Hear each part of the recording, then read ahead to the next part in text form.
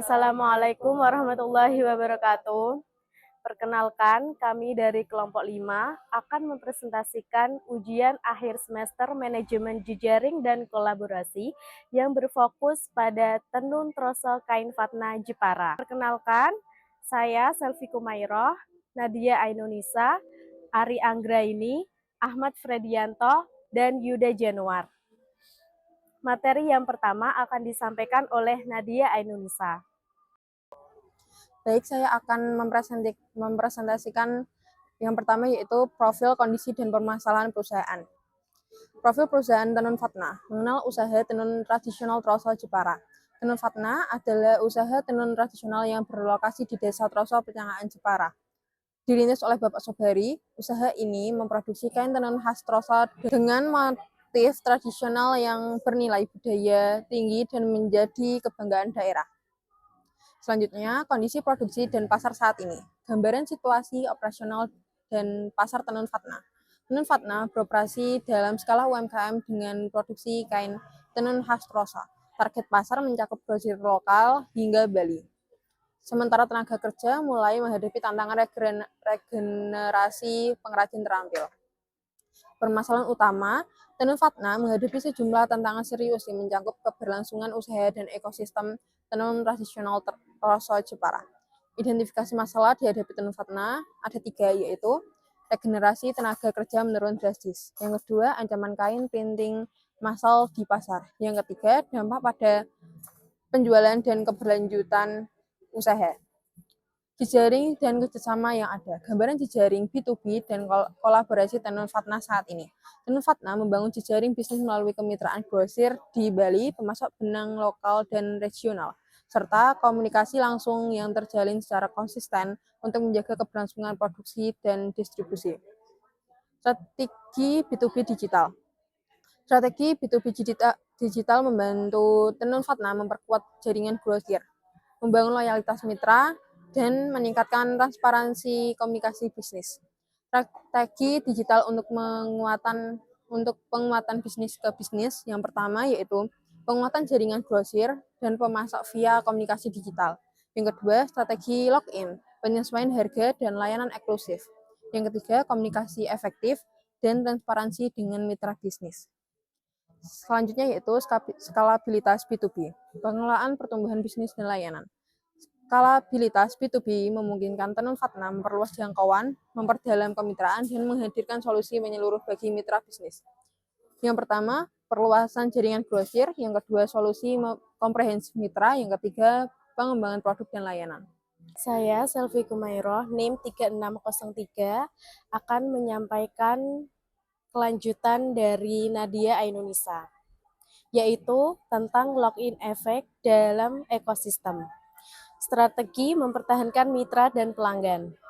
Login effect adalah strategi menjaga mitra dan pelanggan tetap loyal melalui harga kompetitif, layanan prima, dan hubungan jangka panjang yang saling menguntungkan dalam ekosistem Tenun Fatna Jepara.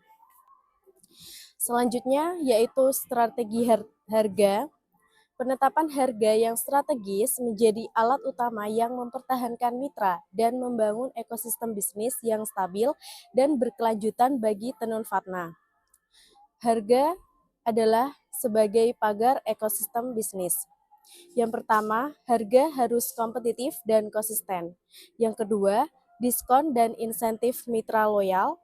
Yang ketiga, yaitu pengaruh harga pada kerjasama jangka panjang. Selanjutnya adalah research-based view, keunggulan kompetitif berbasis sumber daya internal. RBV menekankan bahwa keunggulan kompetitif berasal dari sumber daya internal yang unik, langka, dan sulit ditiru oleh pesaing. Tenun Fatna memiliki aset strategis yang menjadi fondasi daya saing jangka panjang. Selanjutnya yaitu hambatan jejaring. Jejaring tradisional Tenun Fatna menghadapi berbagai hambatan yang membatasi pertumbuhan dan berkelanjutan kerjasama bisnis. Yang pertama yaitu keterbatasan komunikasi formal, yang kedua kurangnya digitalisasi proses, yang ketiga resiko ketergantungan mitra tunggal. Adapun hambatan teknologi dan solusi untuk mengatasi kesenjangan digital untuk pengrajin tenun di Jepara. Identifikasi hambatan teknologi dan usulan solusi praktis bagi tenun fatna dan pengrajin troso. Hambatannya, akses teknologi terbatas. Adapun solusinya yaitu mengadakan pelatihan digital. Hambatan yang kedua yaitu minim pengetahuan online dengan solusi pendampingan intensif. Yang hambatan ketiga yaitu resistensi digitalisasi. Adapun solusi yang dilakukan dengan kemitraan akademisi. Selanjutnya yaitu bagian kedua tentang jejaring dan kolaborasi digital atau co-opetition. Yang pertama, apa itu jejaring dan kolaborasi digital? Jejaring dan kolaborasi digital yaitu konsep umum untuk UMKM tenun tradisional. Adapun pengertiannya yaitu jejaring digital memungkinkan UMKM seperti tenun fatna terhubung dengan mitra, pemasok, dan pasar secara lebih efisien. Competition antar pengrajin menciptakan sinergi kolaborasi sekaligus kompetisi sehat untuk memperkuat ekosistem usaha bersama. Terima kasih kepada pemateri sebelumnya, yaitu Kak Nadia dan Kak Selvi. Materi selanjutnya akan saya sampaikan, yaitu mengenai penerapan jejaring digital. Tenun Fatna telah memanfaatkan teknologi digital secara terbatas, namun strategis dalam mengelola komunikasi dan jejaring bisnisnya. Dari hasil riset penggunaan digital di Tenun Fatna, kami menemukan adanya satu, komunikasi WhatsApp yang sangat aktif, yang kedua yaitu hambatan IT dan belanja online, dan kemudian yang ketiga yaitu peluang digitalisasi usaha. Selanjutnya yaitu tentang co-opetition. Apa itu co-opetition? Co-opetition adalah strategi bisnis di mana para pelaku usaha sekaligus berkolaborasi, cooperation, dan bersaing competition satu sama lain dalam ekosistem yang sama. Dalam konteks tenun troso, para pengrajin saling bantu dalam pengadaan bahan, pameran, dan tenaga kerja, namun tetap bersaing dalam harga dan pelanggan. Dua pilar utama yang diterapkan adalah cooperation, yaitu berbagi sumber daya, ilmu, dan pasar bersama. Competition, bersaing harga, motif, kualitas, dan pelanggan. Pandangan Tenun Fatna terhadap para pesaing. Seperti kata Bapak Sobari yang mengatakan, toko kalau berdiri sendiri tanpa ada yang lain biasanya kurang menarik. Justru dengan adanya yang lain, tenun semakin diminati oleh banyak orang. Yang pertama, saingan sekaligus mitra yang dihadapi oleh Tenun Fatna, yaitu pengrajin lain dilihat bukan semata rival, melainkan partner dalam membangun ekosistem tenun troso yang lebih kuat. Yang kedua, adanya efek aglomerasi positif, yaitu banyaknya produsen tenun dalam satu kawasan justru menarik lebih banyak pembeli langsung tertuju dengan tenun troso, jadi semua ikut diuntungkan. Kemudian adanya kompetisi harga terkendali, yang mana meski ada yang menurunkan harga untuk bersaing, Tenun Fatna memilih konsistensi berkualitas sebagai keunggulan jangka panjang. Kerjasama dan kapasitasi produksi yang dilakukan di Tenun Fatna yaitu adanya pengadaan bahan baku, yang mana kendalanya meliputi pernah patungan lewat orang lain, namun sering ditipu, yaitu uang dipakai namun benang belum ada. Solusi yang diterapkan oleh Tenun Fatna dalam menghadapi kendala tersebut adalah dengan membeli langsung ke pabrik dalam jumlah yang besar. Kemudian gunakan jasa ekspedisi atau kargo untuk efisiensi, atau kirim via bis atau paket antara daerah yaitu seperti ke Bali dan ke Bandung. Hikmahnya, mandiri lebih aman tapi butuh modal besar dan manajemen stok. Berbagi kapasitas produksi. Dalam konteks histori Tenun Fatna, di era 2010 sehingga 2015, yaitu mendapatkan permintaan tinggi, pengrajin saling melempar orderan dan meminjam tenaga. Namun kondisi saat ini, minat pasar menurun drastis, produksi ditangani sendiri, tenaga kerja sulit dicari, justru alat tenun yang melimpah. Resiko kerjasama kapasitas, yaitu mitra sering minta bayar cash saat barang masuk, sementara pembeli dari luar biasanya bayar via cek atau tempo. Strategi persaingan yang dilakukan oleh Tenun Fatna adalah dengan menjaga kualitas konsisten, yaitu mempertahankan standar mutu kain, tenunan, dan pewarnaan agar pelanggan loyal dan percaya pada brand Fatna. Kemudian ada pressure harga strategis, yaitu bila produk sudah kuat, tekan harga ke titik minimum, maka pesaing tidak berani masuk, dikombinasikan dengan tempo pembayaran yang panjang. Adanya perbarui motif secara rutin, yaitu seperti kreativitas motif baru membuat produk selalu relevan. Diferensiasi visual adalah senjata utama menghadapi pesaing. Kemudian adanya yaitu segmentasi pasar, yang mana pertahankan segmen premium untuk golongan menengah ke atas dan buat lini alternatif bahan lebih ringan mendekati harga kain printing untuk segmen menengah ke bawah. Manajemen pengetahuan dan aliansi pemasaran, berbagi ilmu atau rahasia dagang. Prinsip yang diterapkan oleh Bapak Sobari mengatakan seterbuka-terbukanya orang pasti ada yang dirahasiakan, yang dibagi pengetahuan umum tentang tenun, teknik dasar, dan jaringan pasar umum. Sedangkan yang dirahasiakan yaitu mengenai racikan warna khas, motif eksklusif, dan segmen pasar premium atau khusus.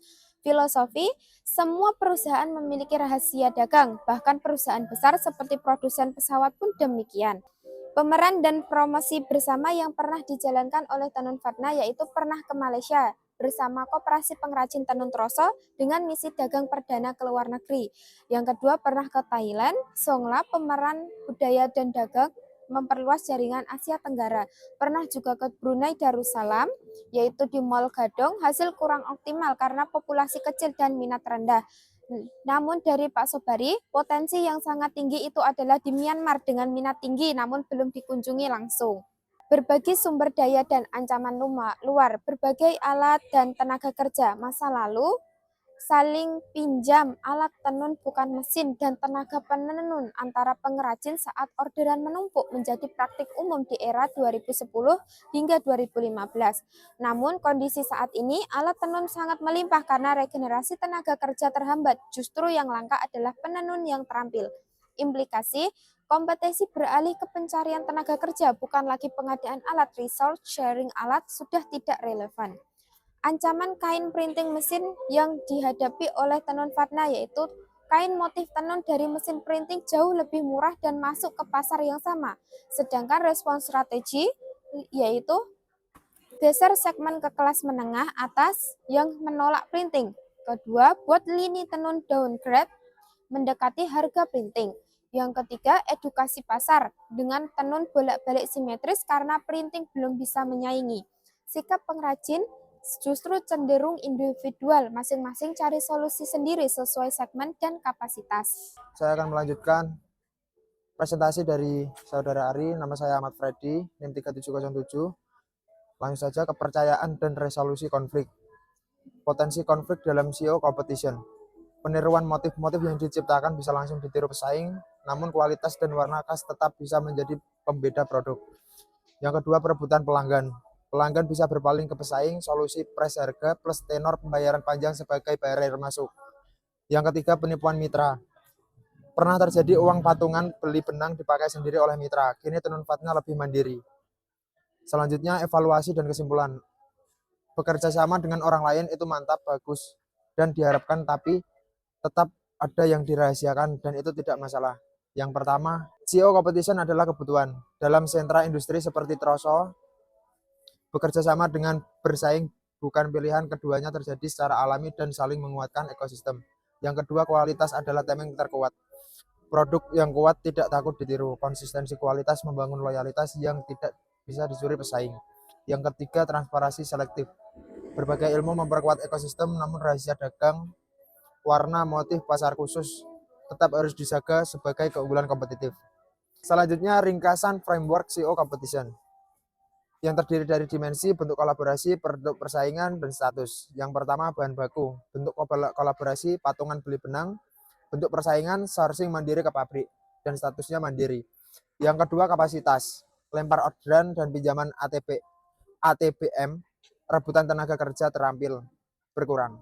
Pemasaran, bentuk kolaborasinya pameran bersama, Malaysia, Brunei, dan bentuk persaingannya segmen dan pelanggan berbeda, dan status aktif. Yang keempat, pengetahuan berbagai teknik dasar, merahasiakan motif dan khas. Statusnya selektif. Yang kelima, ancaman luar responsif individual per pengrajin. Bentuk persaingan harga segmen yang berbeda-beda dan statusnya individual. Yang keenam, konflik keluargaan saling mengalah, tekanan harga modal dan modal jadi barir dan statusnya terkendali. Yang selanjutnya, studi kasus implementasi jejaring, contoh nyata hasil penerapan jejaring dan kolaborasi. Tenun Fatna berhasil membangun jejaring kolaborasi yang kuat dengan mitra grosir di Bali melalui komunikasi rutin via WhatsApp, menghasilkan peningkatan volume pesanan dan stabilitas produksi secara konsisten. Yang selanjutnya bagian 3, sinergi pentahelik pada tenun ikat kain Fatna Troso. Konsep pentahelik, model pentahelik mengintegrasikan 5 pilar utama untuk memperkuat ekosistem tenun Fatna secara kolaboratif dan berkelanjutan. 5 pilar pentahelik dalam mengembangkan jejaring. Yang pertama pemerintah, yang kedua bisnis UMKM, yang ketiga komunitas, dan yang keempat akademisi, dan yang kelima media. Yang pertama pemerintah, regulasi dan kebijakan. Peran pemerintah, fasilitas misi dagang dengan bentuk intervensi kolaborasi bersama Kemenkop Koperasi Pengrajin Tenun Troso ke Malaysia dan Thailand dan Brunei. Yang kedua, perlindungan kekayaan intelektual. Bentuk intervensinya adalah pendaftaran HKI atau hak cipta motif khas Troso agar tidak mudah ditiru. Yang ketiga, akses permodalan. Bentuk intervensi program KUR khusus penenun mandiri tanpa agunan besar. Yang keempat, kawasan ekonomi kreatif. Penetapan Troso sebagai sentra tenun resmi dengan insentif pajak. Yang kelima, ekspansi pasar ekspor. Bentuk intervensinya dukungan misi dagang lanjut ke Myanmar yang belum digarap.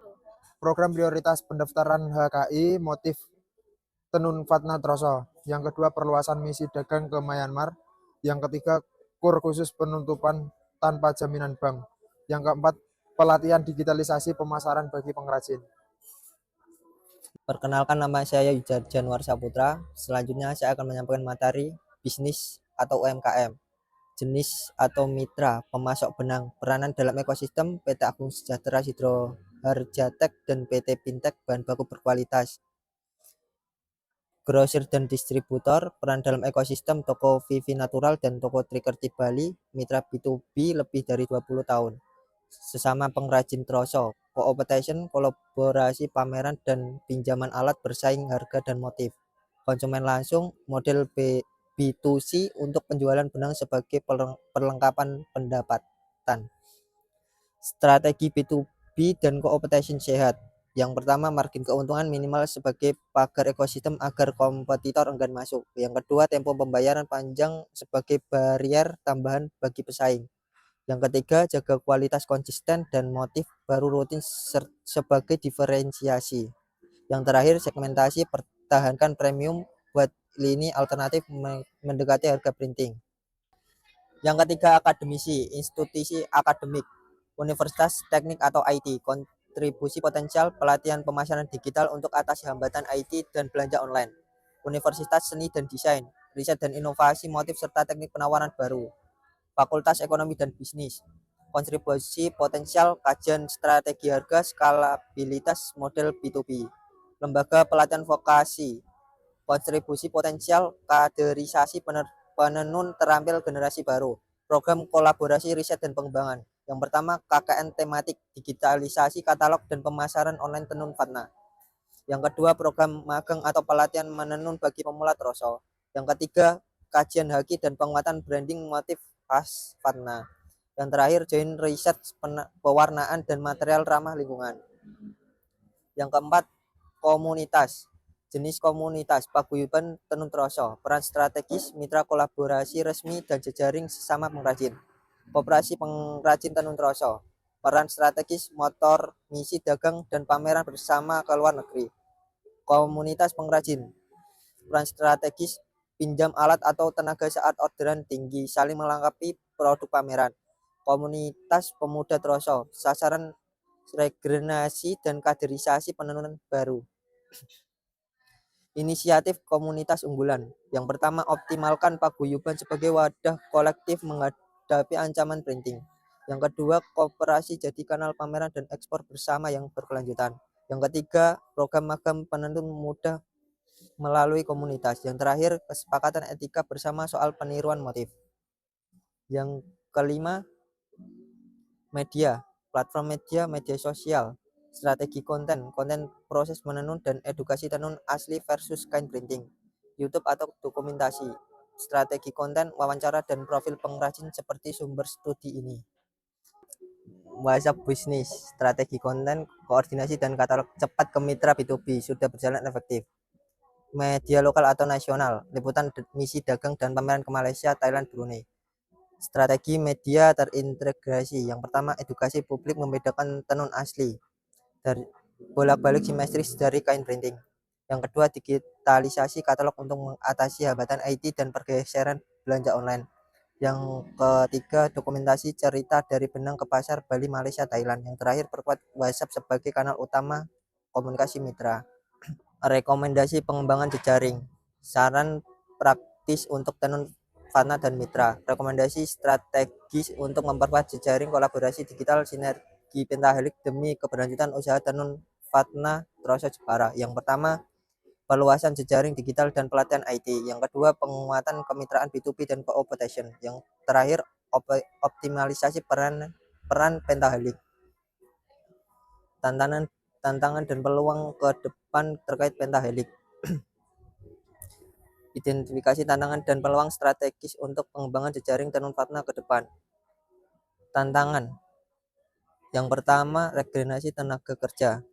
Yang kedua, adopsi teknologi. Yang ketiga, persaingan kain massal. Peluang yang pertama, pasar digital global. Yang kedua, kolaborasi lintas sektor. Yang terakhir, inovasi produk tenun. Kesimpulan ringkasan keseluruhan presentasi tenun Fatna Troso Jepara. Yang pertama, jejaring dan kolaborasi. Yang kedua, pentahelik dan RBV. Yang ketiga, adaptasi usaha. Manajemen jejaring dan kolaborasi terbukti menjadi kunci keberhasilan tenun Fatna dengan fondasi pentahelik dan resource based view. Tenun Fatna Troso Jepara menjadi contoh nyata untuk usaha tradisional yang adaptif dan berkelanjutan. Sekian presentasi dari kelompok kami yang berfokus pada tenun troso kain Fatna. Kurang lebihnya mohon maaf. Wassalamualaikum warahmatullahi wabarakatuh.